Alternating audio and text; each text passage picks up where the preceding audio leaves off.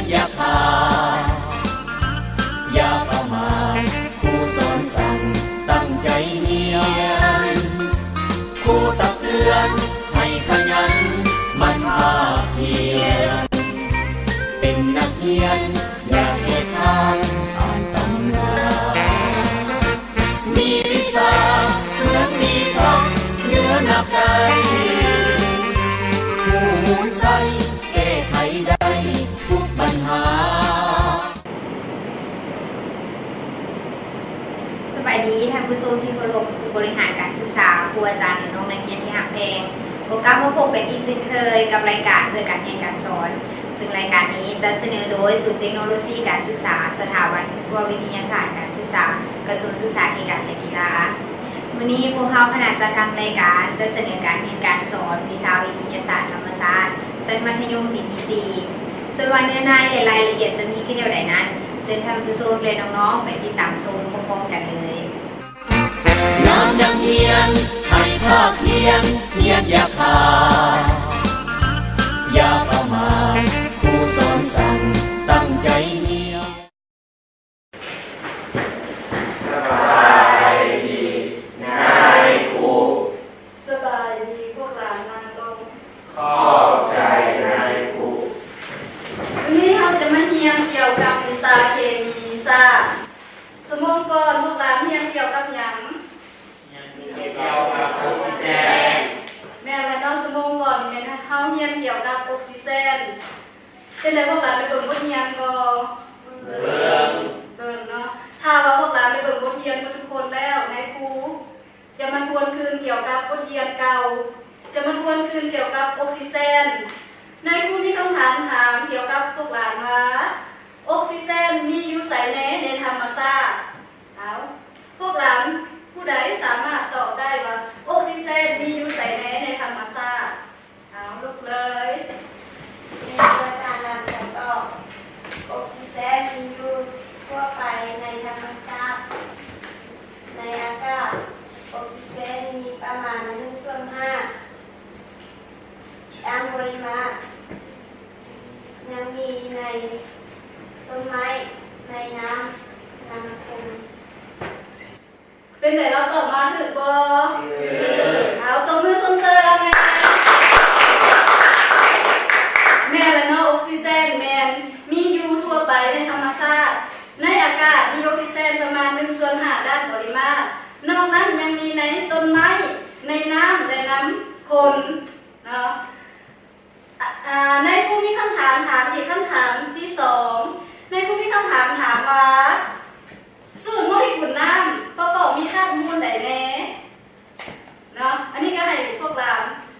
ตอบเลยเกี่ยวกับคำถามตัวที่2นี่เชิญเลยสูตรโมเลกุลน้ำประกอบมีธาตุฮีโดรเจน2 อะตอม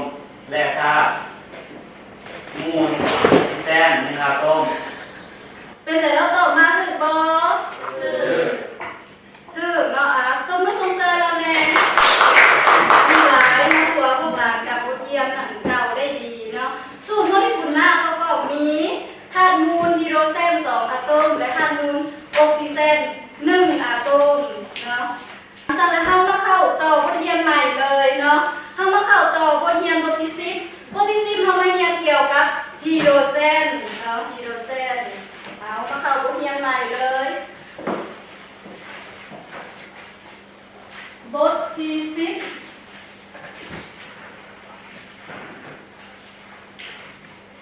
ฮีโดรเจน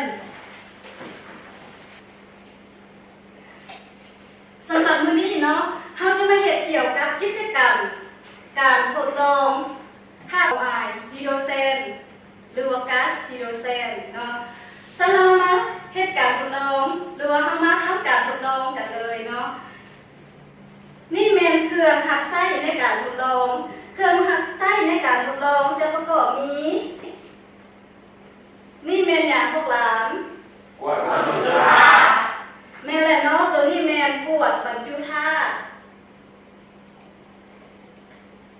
นี่เด้พวกหลานนี่แม่นหยังหลอดทดลองแม่นแหละเนาะอันนี้แม่นหลอดทดลองเพื่อเก็บเอาไอฮีโดรเจน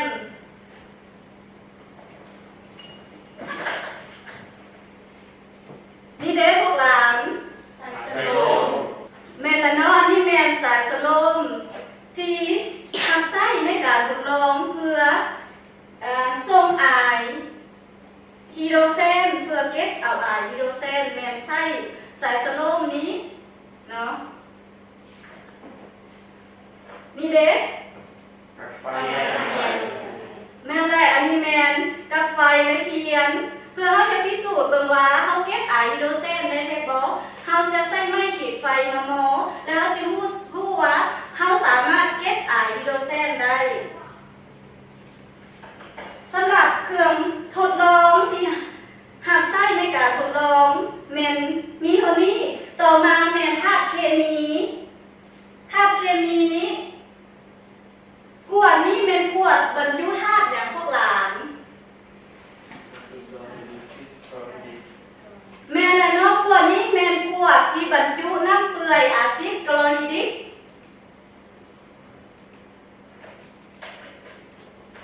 เส้นนี้แม่นเส้นมาเน่เนาะอันนี้เพิ่นเอิ้นว่าเส้นมาเน่เพื่อรับใช้ในการทดลองจากนั้นการทดลองนี้ก่อนอื่นมั้งเขาจะเอามาเน่ใส่ประมาณ 4-5 เม็ดและเอาน้ำเปื่อยอะซิดคลอริดิกลงประมาณ5 มิลเขาจะสังเกตเห็นว่าเกิดการทำปฏิกิริยากันไปตามท่อส่งอายเมื่อไปตามท่อส่งอายเขาจะสังเกตเห็นว่าอายฮิโดรเซนยูน้ำออกจากหลอดทดลองเมื่อยูน้ำออกเมื่อเขาสามารถเก็บเอาไอฮิโดรเซนได้ด้วยวิธีเอาโก้มืออัดหลอดทดลองให้แจ้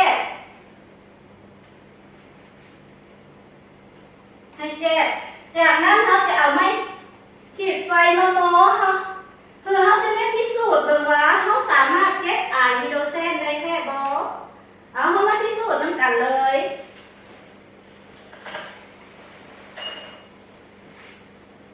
เอาขอความช่วยเหลือพวกหลานเลยมาซอยอาจารย์เลยเนาะ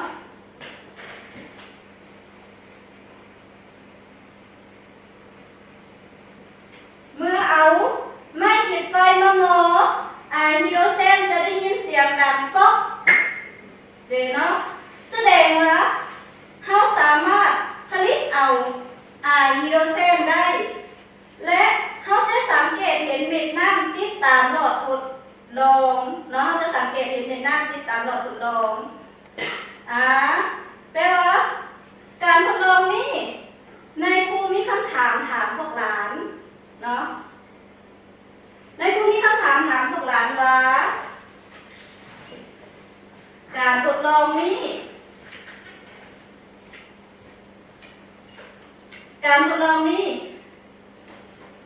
ปฏิกิริยาเขาเห็นปฏิกิริยาแล้วในการทดลองนี้ปฏิกิริยานี้แสดงส่งผลแนวใดเอาหลานผู้ใดสามารถตอบได้ปฏิกิริยานี้แสดงส่งผลแนวใดพวกหลานเอาตอบเลยยังในคุกหนักก็แมนปฏิกิริยาระหว่างไม่สีฮิโดรเซนและออกซิเจนปฏิกิริยาการกลายเป็นน้ำ เราตอบมาถือบ่แปลว่าปฏิกิริยานี้เนาะเอาขอตัวมือส่งเสริมเราแม่สำหรับว่าในครูอธิบายเลยเนาะปฏิกิริยานี้แม่นปฏิกิริยาปรุงแต่งเอาไอฮิโดรเซนด้านส่งผลเอาให้เราเอามาเขียนส่งผลเลย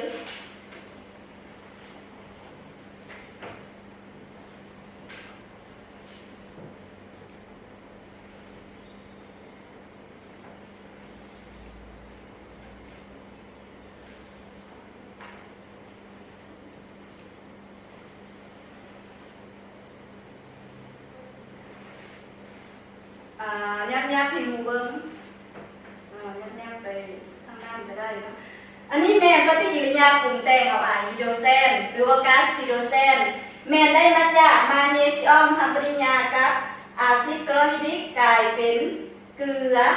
มาเนกลอรัวและได้ไอฮิโดรเซนดังการทดลองที่เขาปรุงแต่งเอาไอฮิโดรเซนเนาะ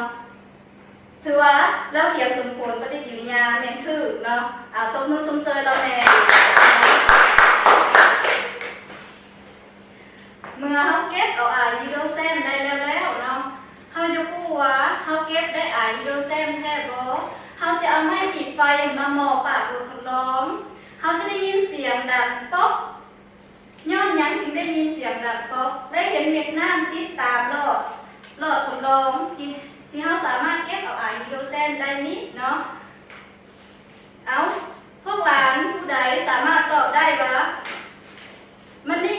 เขาได้ยินเสียงดังป๊อกย้อนหยัง ย้อนว่าไอฮิโดรเซนปฏิกิริยากับออกซิเจน เป็นไหนแล้วตอบถูกบ่พวกหลานตบมือสมเสยแล้วแม่แม่เลยเนาะแปลว่าเวลาเราเก็บเอาไอฮิโดรเซนได้แล้วนะเราเอาไม้ขีดไฟมาหมอปากรถทดลองจะได้ยินเสียงดังป๊อกย้อนว่าไอฮิโดรเซนทำปฏิกิริยากับออกซิเจนจึงได้ยินเสียงดังป๊อกและเห็นเม็ดน้ำติดตามหลอดทดลองแสดงว่าเวลานี้แม่เขาเก็บเอาไอฮิโดรเซนได้แท้อันนี้แม่นการทดลองเกี่ยวกับการเก็บเอาไอฮิโดรเซนพวกหลานสามารถเข้าใจได้บ่เป็นไงพวกหลานสามารถเข้าใจบ่เข้าใจเครื่องวัตถุอุปกรณ์ที่ใช้ในการทดลองพวกหลานเข้าใจทุกคนแล้วเนาะเข้าใจบ่พวกหลานแปลว่าเป็นหยังเวลาเฮาจับขวดที่บรรจุน้ำเปื่อยอะซิดคลอริดเป็นหยังเฮาจึงใส่ซิซูจับย้อนว่าน้ำเปื่อยอะซิดคลอริดนี้เป็นธาตุที่สามารถกัดหนังหรือว่าเสื้อผ้าถ้าว่าถึกหนังหรือว่าเสื้อผ้าจะกัดเพราะฉะนั้นการใส่เฮาควรระมัดระวังเนาะและการใส่นี้พวกหลานก่อนจะใส่พวกหลานต้องฟังความแนะนำจากครูก่อนจึงใส่เนาะถ้าพวกหลานเข้าใจมุทุกคนแล้วเกี่ยวกับการปรุงแต่งของไอฮิโดรเซนเฮามาเข้าสืบต่อข้อต่อไปเลยต่อไปเฮาจะมาสืบต่อเกี่ยวกับข้อ2เฮาจะมาเรียนเกี่ยวกับคุณลักษณะของฮิโดรเซนเนาะแปลว่าในครูจะเขียนใส่เทียดยึดใส่กระดาษเลยเกี่ยวกับคุณลักษณะของฮิโดรเซนนี่แมนเข้าข้อ2เลยข้อ2แม่น้องเรียนเกี่ยวกับคุณลักษณะของฮิโดรเซนข้อกอคุณลักษณะฟิสิกส์ในครูมีคำถามถามพวกหลานว่าในครูมีคำถามเกี่ยวกับพวกหลานมีอยู่4ข้อข้อที่1สัญลักษณ์ฮิโดรเซนเขียนแนวใดตัวที่2สูตรโมเลกุลฮิโดรเซนเขียนแนวใดคำถามตัวที่3ฮิโดรเซนมีสีแนวใดคำถามตัวที่4ฮิโดรเซนมีกลิ่นแนวใดเนาะเริ่มจากคำถามตัวที่1เลยพวกเราเขียนเลยเนาะสัญลักษณ์ฮิโดรเซนเขียนแนวใดผู้ใดสามารถออกมาเขียนสัญลักษณ์ฮิโดรเซนได้ออกมาเขียนในกระดาษเลยว่าฮิโดรเซนเขียนแนวใดขึ้นมากระดาษเลยพวกเรา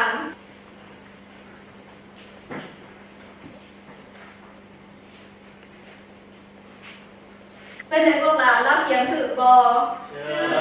แม่แล้วเนาะสัญลักษณ์ฮิโดรเซนเราเขียนถือประกอบด้วย1อะตอมประกอบด้วย1อะตอมบ่จำเป็นเขียนเนาะ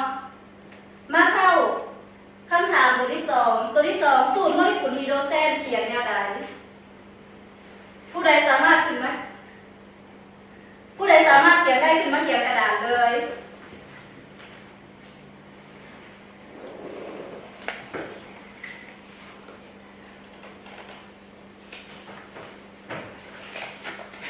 เป็นไงพวกหลานแล้วเขียนสูตรโมเลกุลฮิโดรเซนหรือบอมาเข้าคำถามตัวที่3คำถามตัวที่3ฮิโดรเซนมีสีแนวใดผู้ใดสามารถตอบได้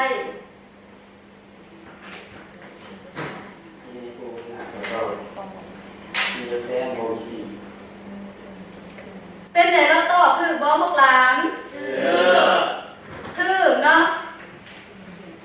มาคำถามตัวที่4คำถามตัวที่4ฮิโดรเซนมีกลิ่นแนวใด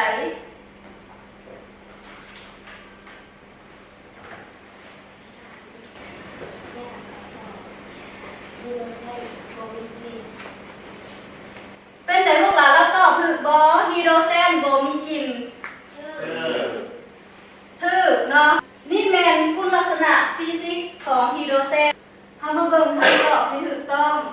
สัญลักษณ์ฮีโดรเซนแมนเขียนฮีโดรเซนมี1อะโตม1อะโตมเฮาจะบ่เขียนสูตรโมเลกุลฮีโดรเซนมี2อะโตม2อะโตมขึ้นเนื้อเฮาจะเขียนฮีโดรเซนบ่มีสีฮีโดรเซนบ่มีกลิ่นฮีโดรเซนเป็นก๊าซเบากว่าอากาศบ่สามารถละลายตัวในน้ำได้แปลว่าพวกหลานแต่ละคนตอบมาแม่นคือเนาะขอตุ้มมือสุ่มเสยการเรียนเกี่ยวกับสัญลักษณ์ฮีโดรเซนเป็นไดพวกหลานเข้าใจบ่มีอยากถามคืนบ่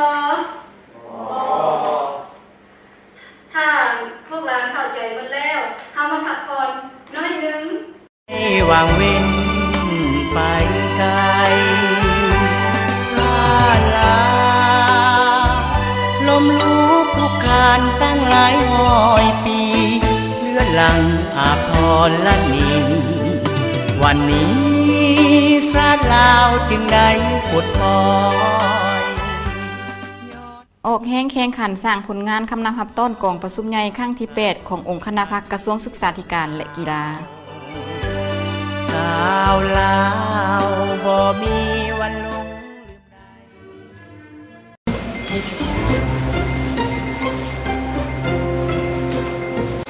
ืมได้สมบัติเจ้าคือได้ปุ่มเก่าแท้ปุ่มเก่าปุ่มใหม่ก็ใส่ได้คือกันนั่นแหละเจ้ายืมปื้มแบบเฮียนได้โดยบ่เสียค่าใดๆแต่ต้องได้ส่งคืนตอนปิดส่งเฮียนเอาละให้นักเรียนทุกคนเปิดปื้มเป็นหน้าทับอิฐหัวใดก็ได้สิ่งที่ควรปฏิบัติข้อที่1ก่อนจับหรือใช้ปื้มทุกครั้งต้องมีให้ล้างมือของเจ้าให้สะอาด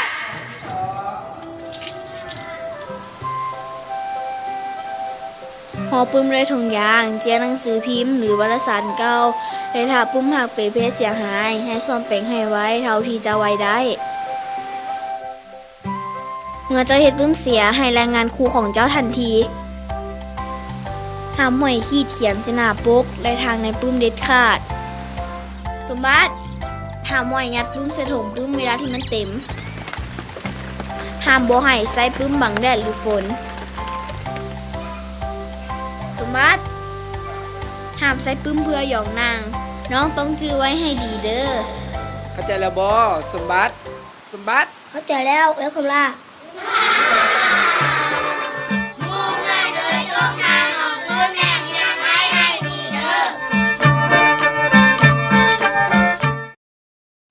พักผ่อนแล้วเราไม่เรียนข้อขอเลยข้อขอเราจะไม่เรียนเกี่ยวกับคุณลักษณะเคมีเราไม่เรียนเกี่ยวกับคุณลักษณะเคมีในครูมีคำถามพวกหลานตื่นฮีโดรเซนสามารถทำปฏิกิริยากับธาตุใดแน่ผู้ใดสามารถตอบได้ว่าฮีโดรเซนสามารถทำปฏิกิริยากับธาตุใดแน่เอาลูกตอบเลยผู้หลานของตอบฮีโดรเซนสามารถเกิดปฏิกิริยากับอะโลหะและสิ่งของค่ะเป็นไหนเราตอบถึงบ่พวกหลานแม่นเลยเนาะฮีโดรเซนสามารถทำปฏิกิริยากับอะโลหะ2ทำปฏิกิริยากับโลหะและทำปฏิกิริยากับออกซิไดของโลหะเราตอบมาเป็นถือขอตบมือสมเสยเราเลยในครูจะมีสมผลมาให้พวกหลานเขียนตัวที่1แมนทำปฏิกิริยากับอะโลหะยุกกระดาษเลยเนาะพวกหลานเนาะเอามาเข้าข้อขอคุณลักษณะเคมีของฮีโดรคุณลักษณะเคมีข้อ1ปฏิกิริยากับอะโลหะแปลว่าในครูจะมีสมผลให้พวกหลานเขียนเนาะมีอยู่3สมผล1ในปฏิกิริยากับอะโลหะปฏิกิริยากับอะโลหะมี1สมผลที่1แมนคาร์บอนทำปฏิกิริยากับฮีโดรเซนจะได้อย่างเกิดขึ้นสมผลที่2แมนมากทำปฏิกิริยากับฮีโดรเซนได้อย่างเกิดขึ้นสมผลที่3แมนนิโตรเซนทำปฏิกิริยากับฮีโดรเซนได้อย่างเกิดขึ้นมาปฏิกิริยาตัวที่2ปฏิกิริยาตัวที่2แมนปฏิกิริยากับโล ส่วนผลที่1แมนการซีออมทำปฏิกิริยากับฮีโดรเซนได้อย่างเกิดขึ้นส่วนผลที่2แมนอลูมิเนียมทำปฏิกิริยากับฮีโดรเซนได้อย่างเกิดขึ้นส่วนผลที่3แมนนาตรีออมทำปฏิกิริยากับฮีโดรเซนได้อย่างเกิดขึ้นมาปฏิกิริยาตัวที่3แมนปฏิกิริยากับออกซิดของโลหะส่วนผลตัวที่1แมนเลข3ออกซิดทำปฏิกิริยากับฮีโดรเซนได้อย่างเกิดขึ้นส่วนผลที่2แมนทอง2ออกซิดทำปฏิกิริยากับฮีโดรเซนได้อย่างเกิดขึ้นแปลว่านายครูจะให้พวกหลานเขียนสมผลเนาะจัดเป็นกลุ่มกันเลยปรึกษากันว่าตัวที่1แมนปฏิกิริยากับอะโลหะเขาจะได้อย่างเกิดขึ้นเนาะตัวที่2ปฏิกิริยากับโลหะได้อย่างเกิดขึ้นตัวที่3ปฏิกิริยากับออกซิดของโลหะได้อย่างเกิดขึ้นนายครูให้เวลาพวกหลานมอง5 นาทีเอาพวกหลานเริ่มเขียนสมผลเลยเนาะเริ่มเขียนเลยพวกหลานอยากถามคืนบอเกี่ยวกับการเขียนสมผลมีบอแต่ละกลุ่มมีบอบ่มีเนาะถ้าบ่มีนายครูจะให้พวกหลานมาเขียนสมผลอยู่กระดาษเลยเริ่มจากข้อ1เลยข้อตัวที่1แมนปฏิกิริยากับอะโลหะเนาะปฏิกิริยากับอะโลหะคาร์บอนทำปฏิกิริยากับฮีโดรเซนได้อย่างเอาพวกหลานออกมาเขียนเลยคาร์บอนทำปฏิกิริยากับฮีโดรเซนได้อย่างออกมาเลย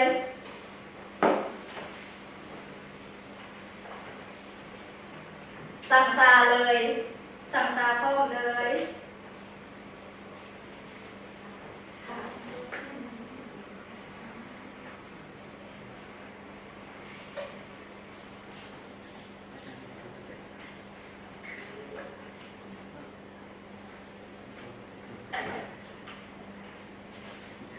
เป็นไหนพวกหลานแล้วเขียนคือบอสสมผลนี่คาร์บอนทำปฏิกิริยากับฮีโดรเซนได้ไอเมตานแล้วเขียนคือบอพวกหลาน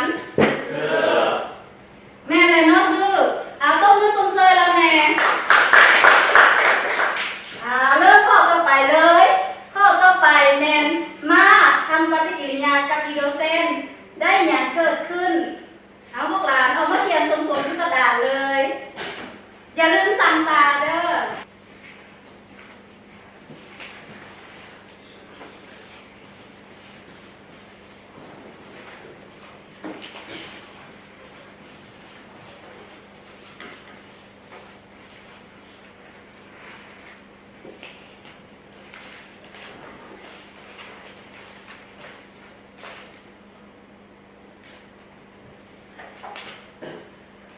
เป็นไงพวกหลานรับเขียนคือบอแม่ละเนาะคือส่งผลตัวที่2แมนมากทำปฏิกิริยากับฮีโดรเซนได้อ่านฮีโดรซุลฟัวแมนคือมาส่งผลตัวที่3ส่งผลตัวที่3แมนนิเตอร์หรือว่านิโตรเจนทำปฏิกิริยากับฮีโดรเซนกลายเป็นหยังหรือว่าได้หยังเกิดขึ้น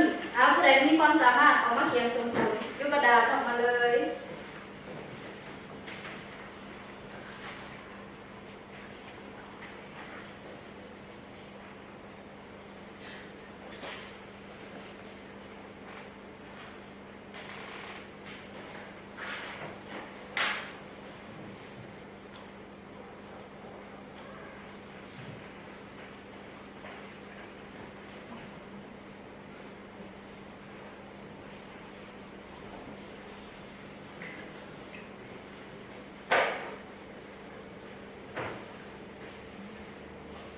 มาเริ่มส่งผลตัวที่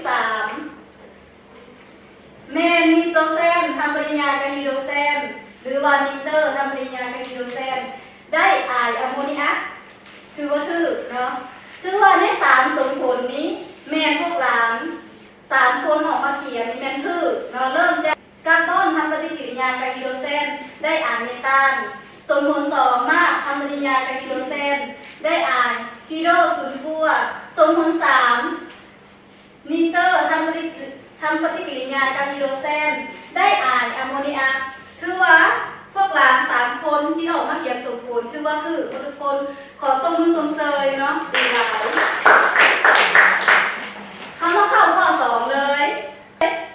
ข้อ2แม่นปฏิกิริยากับโลหะข้อ3ปฏิกิริยากับออกซิดของโลหะแปลว่านายครูจะให้พวกหลานออกมาเขียนสมผลยุกระดาน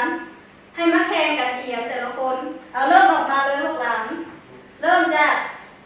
การซิออนปฏิกิริยากับฮีโดรเซนอลูมิเนียมทำปฏิกิริยากับฮีโดรเซนนาตรียมทำปฏิกิริยากับฮีโดรเซนได้อย่างเกิดขึ้นออกซิเลส3ทำปฏิกิริยากับฮีโดรเซนได้อย่างเกิดขึ้น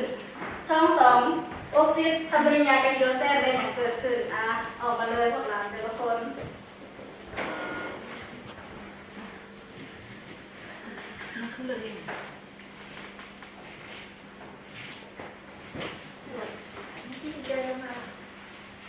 พวกหลานอย่าลืมสั่งซาเด้อถ้าว่าสมผลตัวเลขได้สั่งซาแม่เขาจะเขียนภาพที่เกิดขึ้นก่อนแล้วเขาถึงสั่งซา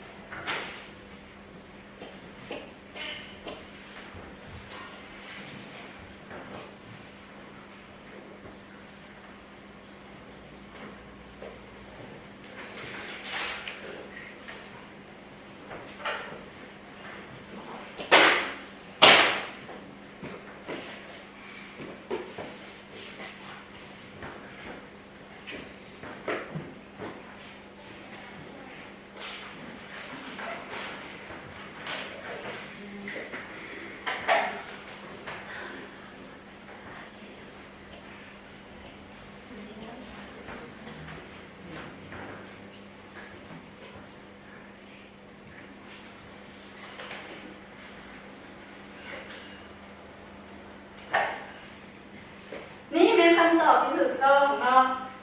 ทำมาเบิ่งน้ำกันเลยตัวนี้เป็นคำตอบที่ถูกต้อง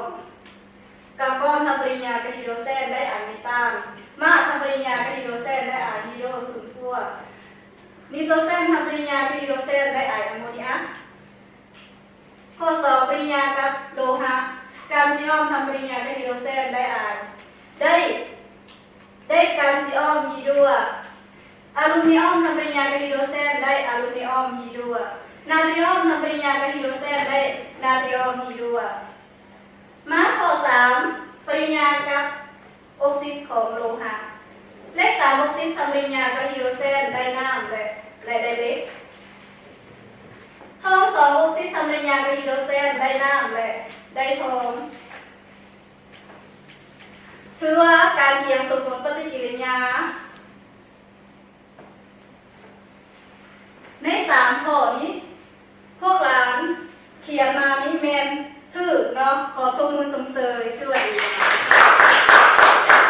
เป็นไงพวกหลานเข้าใจบ่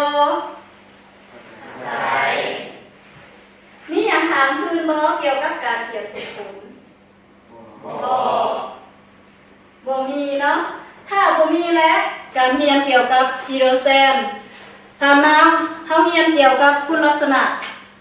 ฟิสิกส์และลักษณะเคมีพวกเรามีอย่างจะถามคืนบ่พวกเราเข้าใจหมดแล้วบ่เกี่ยวกับการเรียนคุณลักษณะฟิสิกส์และลักษณะเคมีเข้าใจถ้าว่าเข้าใจหมดแล้วแปลว่าพวกเรามีอย่างถามคืนแล้วเนาะในครูจะมีคำถามหรือเรียกบ้านให้พวกหลานเมื่อเขียนอยู่เมื่อเห็ดอยู่บ้านข้อ3การนำไส้ฮีโดรเซนนี่นำไส้เห็ดอย่างแม่อันนี้แมนให้พวกเราเมื่อเห็ดเป็นเรียกบ้านเลยตัวที่1นำไส้เห็ดอย่างตัวที่2นำไส้เห็ดอย่างที่3ที่4ที่5ที่6และที่7แปลว่าให้พวกเราเมื่อเห็ดเป็นเรียกบ้านเลยมาฮอดนี่เวลาเขากับเมนเบิร์ดเท่านี้เนาะสำหรับการเรียนวิชาเคมีเมนเบิร์ดเท่านี้ให้พวกเราพักผ่อนเลยขอบใจนายครูขอบใจพักผ่อน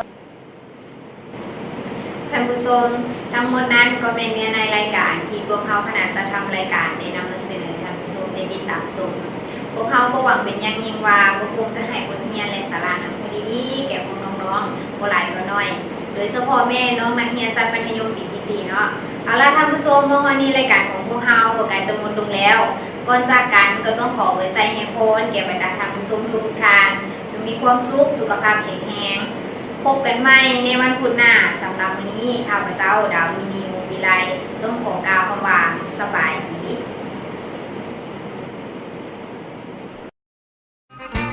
งามยังเฮียนให้ภาคเพียนเพียนอย่าขาดอย่าประมาทครูสอนสั่งตั้งใจเฮียนครูตักเตือนให้ขยัน